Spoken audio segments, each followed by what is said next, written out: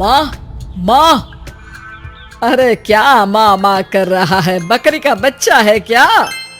अरे माँ मजाक छोड़ो, मुझे फाइनली वो मेन चौराहे वाली दुकान मिल गई है। अब देखना, आपका बेटा दुगनी स्पीड से पैसा कमाएगा। ओफो, ये क्या? मेरी ऑनलाइन मेकअप क्लास चल रही है। इतनी जोर से क्यों बोल रहे हो आप दोनों? अरे मेरी धर्म पत्नी जी, मेकअप क्लास बाद में करना, वो चौराहे वाली दुकान मिल गई है हमको। अरे वाह, रुको मैं अपनी माँ को फोन लगाकर बता देती हूँ। अरे मैं भी अपने रिश्तेदारों को बता देती हूँ, कितनी खुशी की बात है। हाँ हाँ, मैं भी अपने दोस्तों को बता देता हूँ, 1 हफ्ते बाद रजिस्ट्री है। बस घर में खुशी का मौका था। उन तीनों ने अपने अपने फोन उठाए और लोगों में बात फैलाना शुरू कर दिया। और रही सही कसर श्वेता बहू ने अपने पड़ोस में सबको बताकर कर दी। अरे वर्मा आंटी, अब हम भी जल्दी कार ले लेंगे, घर का रेनोवेशन होगा और ठाट से रहेंगे हम भी। अरे ऐसा क्या हुआ? लॉटरी बाटरी लग गई है क्या? अरे इस बार चौराहे वाली मॉल में हमको भी दुकान मिल गई है, दुकान नंबर 21, जो एकदम चौराहे पर है।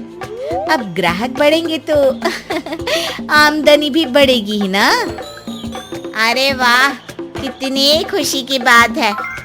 मैं बहुत खुश हूँ तुम्हें इतना खुश देख के। बाकी एक बात कहूँ, सबको मत बताते फिरना, किसी की नजर लग जाएगी तो खुशी की खबर वापस लौट जाएगी। हैं? ऐसे थोड़ी ना होता है, अब डरा रही हो। अरे सही कह रही हूँ, काली नजर कहते हैं इस चीज को, जब आप किसी को कुछ बताओ और वो काम बिगड़ जाए। अरे लेकिन मैं तो... तुमने सबको बता दिया ना? हाँ, फोन लगा लगा के। अब बच के रहना, काली नजर बड़ी खतरनाक होती है।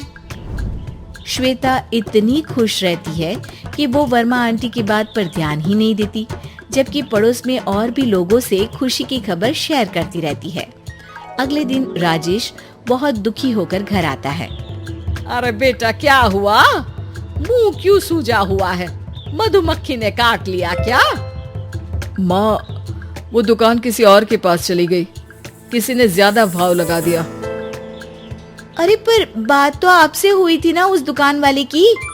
हाँ, आज मैं टोकन अमाउंट देने गया था, तब मुझे पता चला कोई आकर सुबह मुझसे पहले ही ज्यादा अमाउंट दे गया। काली नजर। क्या कहा? वर्मा आंटी ने समझाया था कि किसी को बताना मत, वरना काली नजर लग जाएगी। अच्छा, तुम्हें उनकी बात मान लेनी चाहिए थी। उनकी बात मान लेती, लेकिन उसके पहले ही सबको बता चुके थे ना हम तीनों। अरे अगली बार से ध्यान रखेंगे, कोई भी नई चीज होगी तो किसी को नहीं बताएंगे। तीनों कुछ दिन ऐसे ही रहते हैं, पर एक दिन श्वेता को एक मेल आता है। राजेश, मेरा ऑनलाइन मेकअप कोर्स कंप्लीट हो गया, अब मैं खुद का पार्लर खोल सकती हूँ। अरे वाह, अपने मोहल्ले में ही खोलते हैं, ये जो घर के सामने दुकान है ना, वहीं। हाँ, यहाँ सस्ती भी मिल जाएगी। अगले दिन श्वेता वर्मा आंटी के पास जाती है मिठाई का डब्बा लेकर। अरे आओ आओ, कैसे आना हुआ? जोर से नहीं बोलूंगी, वो सामने वाली दुकान है ना, वहाँ मैं अपनी पार्लर की दुकान खोलने वाली हूँ, उसकी मिठाई है। अरे वाह, बहुत बधाई हो तुमको। हाँ, मैं कमाने लगूंगी तो राजेश पर पूरे घर का बोझ नहीं रहेगा ना आंटी जी। ये तो है, पर ये बता कि तूने ये बात किसी और को तो नहीं बताई ना? अरे नहीं नहीं, पिछली बार गलती कर दी थी, काली नजर लगी किसी की और राजेश के हाथ से वो दुकान चली गई थी। सबको मत बताना। चलो मैं चलती हूँ, कल दुकान की बात करने भी तो जाना है। अगले दिन श्वेता दुकान के लिए मालिक से बात करने जाती है। अरे लेकिन दुकान तो हम कल रात को ही किसी को दे चुके हैं। कल ही? हाँ कल ही, 2 दिन बाद कोई यहाँ पार्लर भी खोल लेगा, अब कहीं और दुकान देख लीजिए। अरे पर हमको भी तो पार्लर ही खोलना था। भाई ये एक ही दुकान है, आधी आधी तो नहीं दे सकता ना मैं।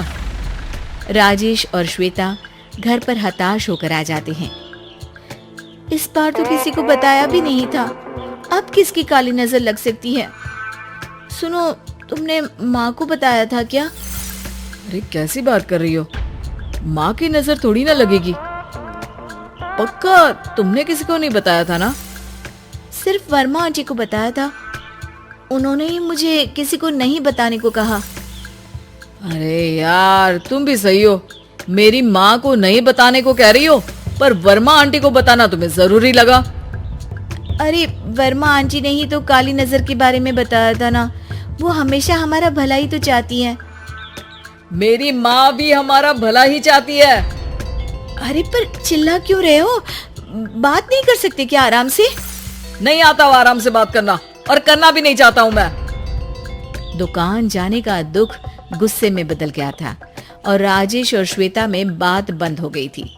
2 दिन बाद मोहल्ले में पार्लर का इनॉग्रेशन हुआ, जिसमें मोहल्ले के सभी लोगों को बुलाया गया, पर श्वेता, राजेश और माँ नहीं जाते। माँ अंदर आ जाओ, क्या देख रही हो? अरे नया पार्लर देख रही हूँ अपने आंगन से। देखो, माँ को दूसरे का सुख देखने में कितना मजा आ रहा है, मेरा दुख नहीं दिख रहा इन्हें। यहाँ मेरा पार्लर भी तो हो सकता था। अरे चुप रहो यार, हर बात में लड़ाई क्यों ढूंढ रही हो? राजेश और श्वेता फिर बहस करने लगते थे। तभी माँ ने दोनों को बाहर बुलाया। अरे जरा देखो तो, दुकान चलाने वाले का बोर्ड पर नाम क्या लिखा है? श्रुति वर्मा। गाड़ी निकाले बेटा, हमें कहीं जाना है।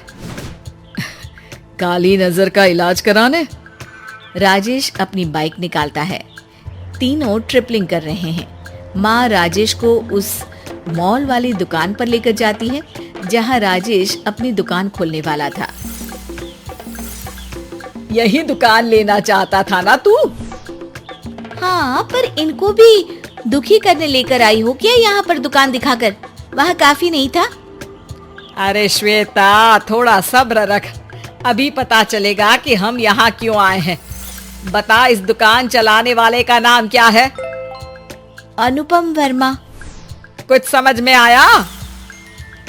वो दुकान वाली श्रुति वर्मा, ये दुकान वाला अनुपम वर्मा, और हमारे पड़ोस में हमने उस दुकानों के बारे में बताया किसको था? अब वर्मा आंटी को।